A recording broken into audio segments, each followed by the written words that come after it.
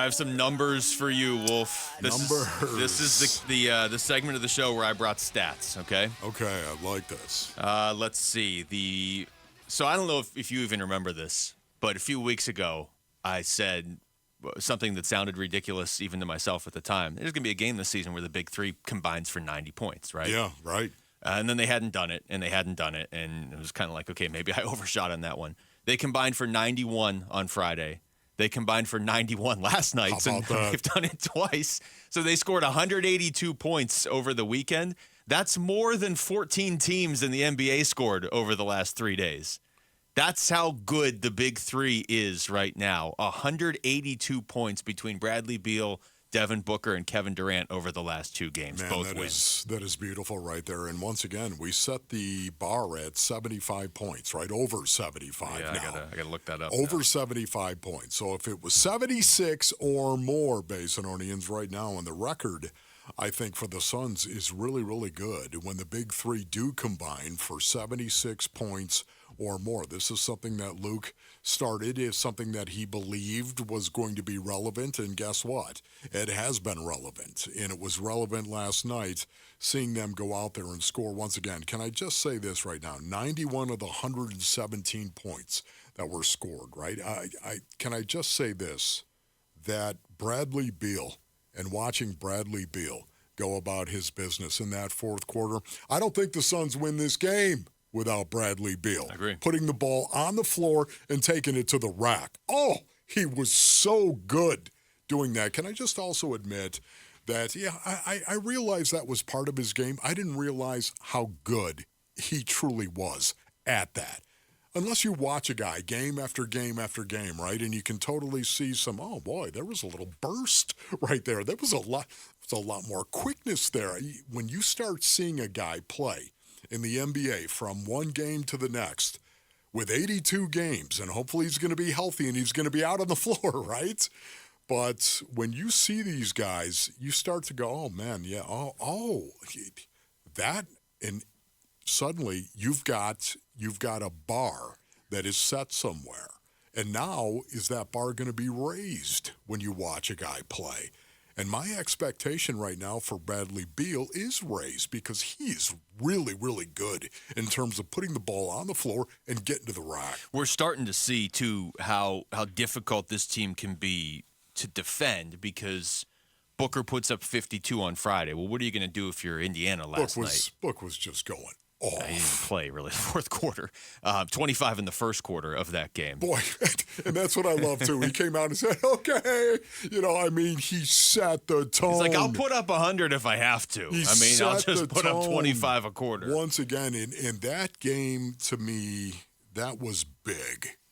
That was big. Coming off the Lakers, we can draw a line all the way back to the Lakers after that horrible Clippers loss where they put up 138 points against the Suns. And then they beat the Lakers, and now they've won 5 straight. In Sacramento, of course. And we're never going to forget Sacramento, are we?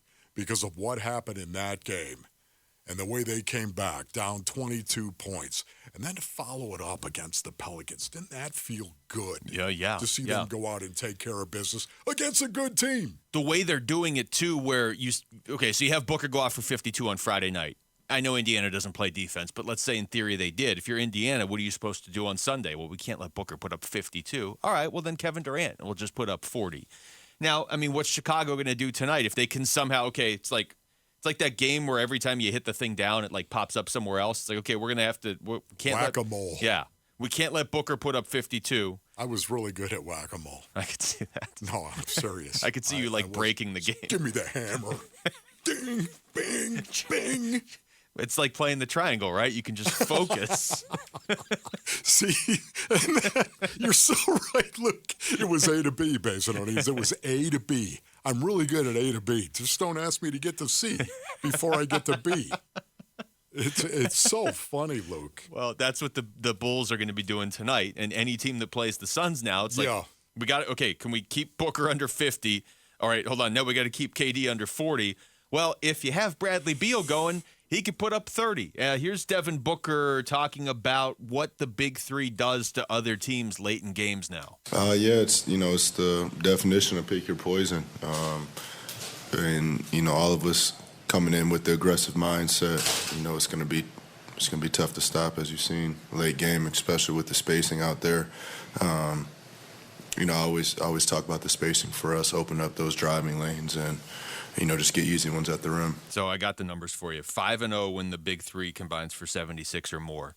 2-3 when they combine for 75 or less. But at this point, all of the losses are early in the run. You know what I mean? They've now played 10 full games together. They're 7-3, the Suns are.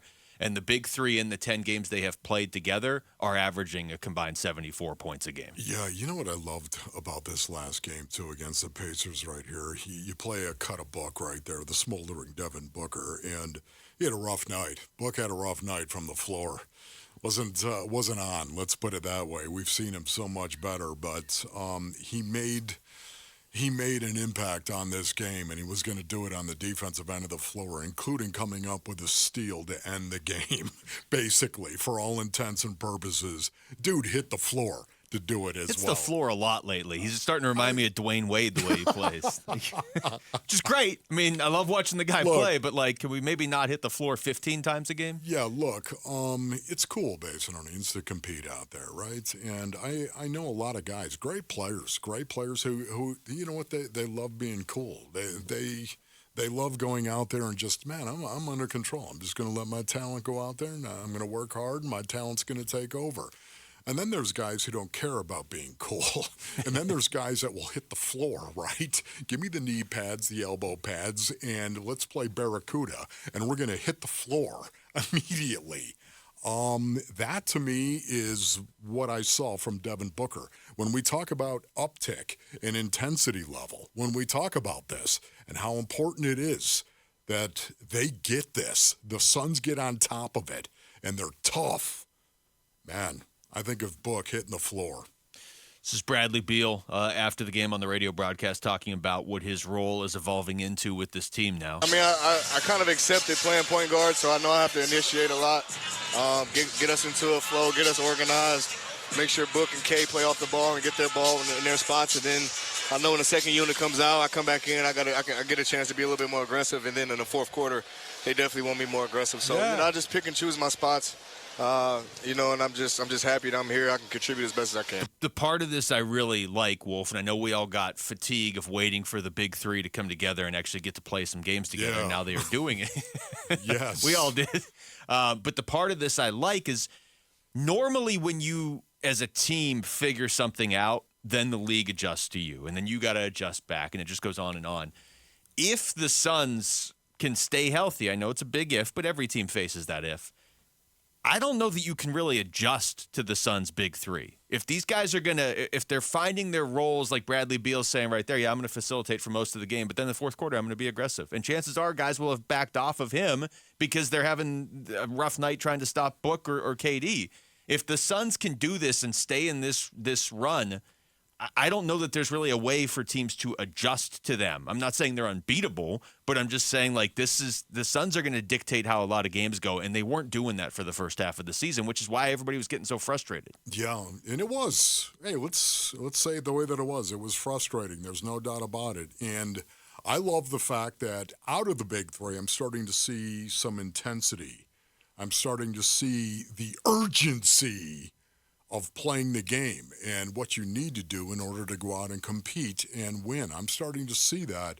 I think we're starting to see that a little bit more right now out of the Suns, and that's encouraging to me. Thanks for watching Wolf and Luke. Tap to see more and click the button in the middle to subscribe to Arizona Sports.